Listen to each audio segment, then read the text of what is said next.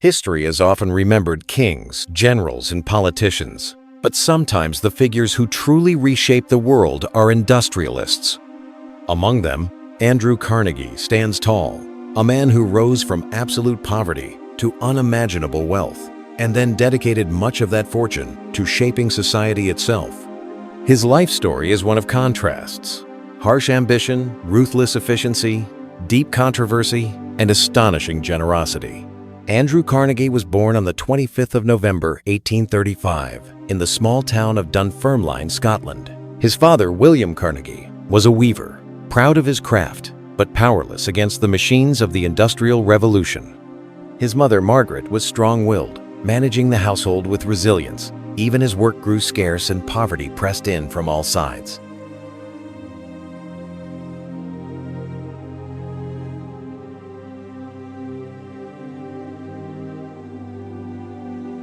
The family's life grew increasingly bleak. William's handloom business collapsed, and their once modest but steady life turned into a daily struggle for food and rent. Margaret sold small items and mended clothes to keep them afloat. For young Andrew, these were formative years, witnessing both the dignity of hard work and the cruelty of economic upheaval. In 1848, when Andrew was just 13 years old, the family made a fateful decision. With hope in their hearts and little else, they sailed across the Atlantic to America. They arrived in Allegheny, Pennsylvania, poor in possessions but rich in determination. For Andrew, this new land was both frightening and full of promise. Soon, Andrew found his first job as a bobbin boy in a cotton factory. His task was exhausting, replacing spools of thread in the loud, dangerous machines, often for 12 hours a day. His weekly pay was $1.20, barely enough to help the family survive. Yet even in those grim conditions, he dreamed of something greater. Salvation came through curiosity. Andrew discovered a small local library where a wealthy man allowed working boys to borrow books. He devoured volumes on history, science, literature, and philosophy. These books became his true teachers, expanding his mind far beyond the factory floor and giving him the belief that knowledge could be the ladder out of poverty. By age 15, Andrew secured a job as a telegraph messenger. Here, his sharp memory and relentless practice allowed him to memorize every street in Pittsburgh and even recognize Morse code by ear without needing to write it down. This skill impressed his superiors and widened his circle of contacts among businessmen and officials. One of those contacts led him to the Pennsylvania Railroad, where he worked under Thomas A. Scott. Carnegie quickly rose through the ranks, learning the inner workings of transportation, finance, and management.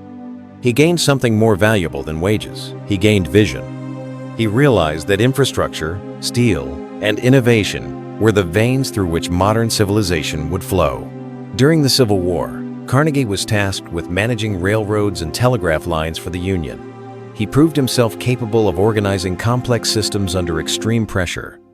It was here that he saw firsthand the strategic importance of steel for railroads, bridges, and weaponry.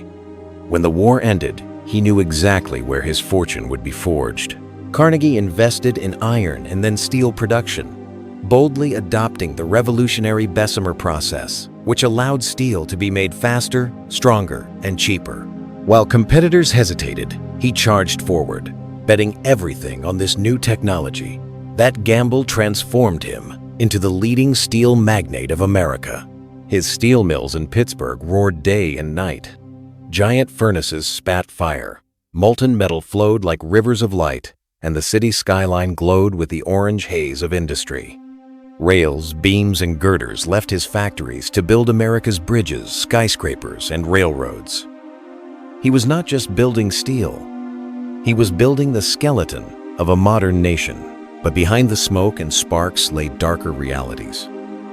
Workers toiled in brutal conditions, 12-hour shifts, 6 or 7 days a week, for meager pay. Accidents were common, and resentment brewed among laborers who saw Carnegie's wealth rise as their own lives stagnated in hardship. The most infamous clash came in 1892 at the Homestead Steel Works. While Carnegie was overseas in Scotland, his hardline manager Henry Clay Frick attempted to crush a worker strike. Armed guards were brought in, gunfire erupted, and lives were lost. The violent confrontation shocked the nation and scarred Carnegie's reputation forever. Carnegie, who publicly spoke of goodwill between labor and management, could not escape the contradiction between his ideals and the realities of his empire. The Homestead Strike became a permanent shadow on his legacy, a reminder that his empire was built not only on steel but also on sacrifice. Yet Carnegie's story did not end with wealth or controversy. Even in the height of his power, he wrote essays on the responsibilities of the rich. His most famous, The Gospel of Wealth, 1889, declared that fortunes should not be hoarded or squandered, but return to society in ways that uplift humanity. His words were sharp. The man who dies thus rich, dies disgraced. To Carnegie, wealth was a stewardship, a temporary trust that must be used to create opportunity for others. This philosophy set him apart from many of his fellow industrial barons who clung fiercely to their riches. In 1901, Carnegie sold his steel empire to J.P. Morgan for $480 million, a staggering sum at the time. Morgan formed U.S. Steel, the world's first billion-dollar corporation, while Carnegie walked away as one of the richest men alive. But unlike most, he did not retreat into luxury. Instead, he devoted himself entirely to philanthropy. Libraries became his greatest passion. He believed that access to books could transform lives, just as it had transformed his own. Over the next decades, Carnegie funded more than 2,500 libraries across the United States, the United Kingdom, Canada, and beyond. In many small towns, the Carnegie Library was the first public space where knowledge was freely available. His giving extended far beyond libraries. He built Carnegie Hall in New York, a temple of music that still inspires artists and audiences today. He funded institutions of science, including what would become the Carnegie Institution for Science. He invested in education, founding the Carnegie Institute of Technology in Pittsburgh, a later part of Carnegie Mellon University, a global leader in innovation. Carnegie also dreamed of world peace. He poured millions into the Carnegie Endowment for International Peace and even financed the Peace Palace in The Hague, which today houses the International Court of Justice. Though war would return in 1914, his vision of international cooperation left a lasting mark on diplomacy. His philanthropy was massive in scale. By the end of his life, Carnegie had given away over $350 million, nearly 90% of his fortune. Adjusted for inflation, this would amount to billions today. It was perhaps one of the most ambitious acts of private charity in human history. Yet debates about his legacy persist. Was Carnegie a hero of generosity, or a ruthless capitalist trying to cleanse his conscience? Was he a builder of opportunity, or a symbol of inequality? These questions remain, reminding us that human lives, especially great ones, are rarely simple stories of good or evil. What cannot be denied is his impact. He was a poor immigrant boy who transformed himself into an industrial titan, and then transformed again into a philanthropist.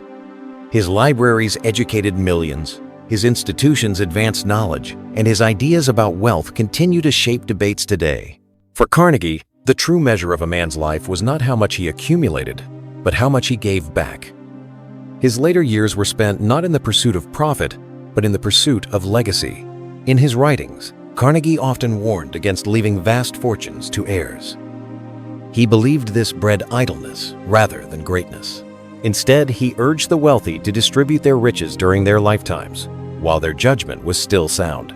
His own life embodied this principle. He lived comfortably, but never in excessive luxury. He focused on turning his fortune into schools, cultural centers, and research institutions that would outlast him. In 1914, when World War I broke out, Carnegie was heartbroken. He had dedicated so much of his fortune to peace initiatives, yet humanity seemed bent on destruction. Still, his endowments endured, continuing to support international dialogue long after his death. Andrew Carnegie passed away on the 11th of August, 1919, in Lenox, Massachusetts. He was 83 years old. By then, he had given away nearly all of his fortune, keeping only a small trust for his family. He left the world immeasurably richer in knowledge, culture, and opportunity. His tombstone carries no boast of wealth or empire. Instead, it reflects the values he wanted to be remembered for: humility, vision, and responsibility.